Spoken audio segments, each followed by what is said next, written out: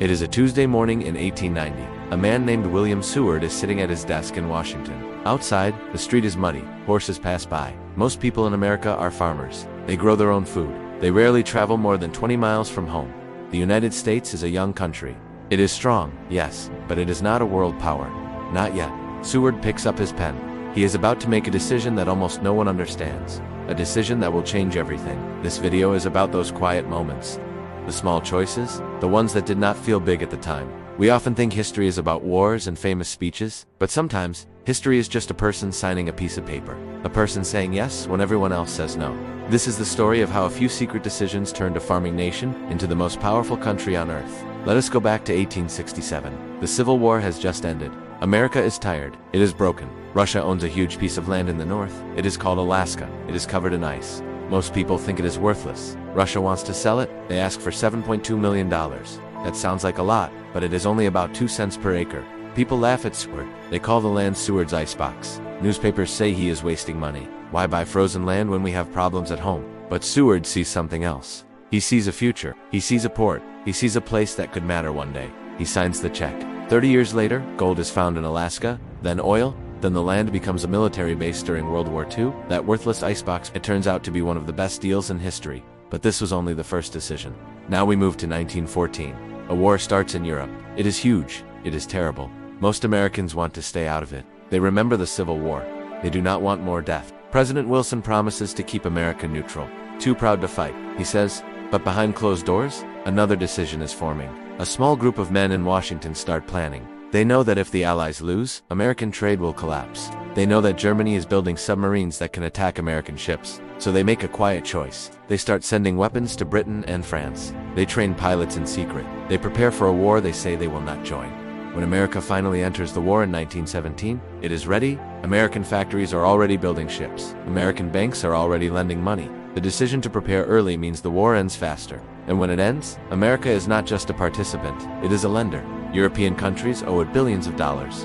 The center of money moves from London to New York. Almost no one planned this, but it happened because of a quiet choice made years before.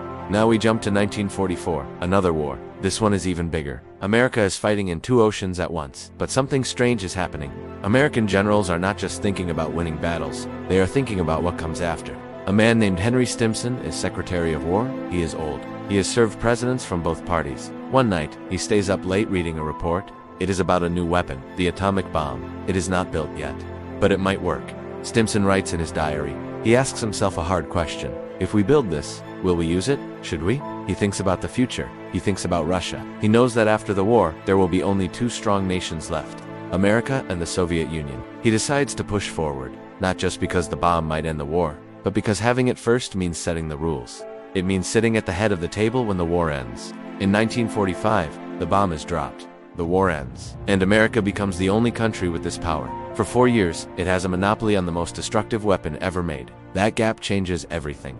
It creates a new kind of power, not just military power, the power to make other countries afraid, and the power to protect friends. But the biggest decision came earlier. In 1941, before America even entered the war, a quiet meeting happened at a hotel in New Hampshire. No cameras, no reporters, just a few bankers and officials. They designed a new system for money. They decided that after the war, all other currencies would be measured against the American dollar, and the dollar would be measured against gold. This sounds boring. It sounds like something for accountants. But it was the most important economic decision of the century.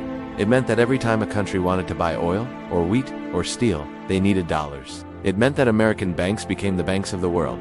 It meant that when other countries had problems, they came to Washington for help. This system lasted until 1971. Even after it ended, the dollar stayed on top. That meeting in New Hampshire created a power that lasted for 80 years. Here is something most people do not know. When Seward bought Alaska, he also tried to buy Greenland and Iceland. He wanted to buy the Dominican Republic too. Congress said no. They thought he was crazy. Today, America still has a military base in Greenland, and people still talk about buying it. Seward was thinking 200 years ahead. Another fact, the decision to build the atomic bomb was so secret that most of Congress did not know about it. The project cost $2 billion. That was more than the entire car industry at the time, and it was hidden in the budget as engineering projects. Even the vice president did not know until he became president himself. These decisions still shape your life. When you use a credit card, the system runs on rules made in 1944. When you hear about the dollar being strong or weak, that power started in a quiet hotel room. When you see American military bases around the world, that network began with Seward buying empty land that no one wanted. But here is the deeper lesson. Power does not always come from battles. It comes from seeing what others do not see. It comes from being willing to look foolish today so that you are ready tomorrow. Seward was mocked. The planners of 1914 were ignored. The men at Bretton Woods were just bureaucrats. But their choices lasted longer than any speech. Today, other countries are making quiet decisions too. China is building ports around the world. It is lending money to poor nations. It is playing the long game, just like America did. The question is not whether America will stay powerful. The question is whether it can still make the kind of patient, quiet choices that made it powerful in the first place. So that is the story. Not of wars and heroes, but of signatures on paper, of late nights and quiet conversations, of people who thought about the future when everyone else was thinking about today. The United States did not become a superpower because it was bigger or stronger. It became one because a few people, at the right moments, decided to look further down the road than anyone else. History is still happening. Someone, somewhere, is making a quiet decision right now that will matter in 50 years. We will not know who they are. We will not know what they decided, not until it is too late to stop it.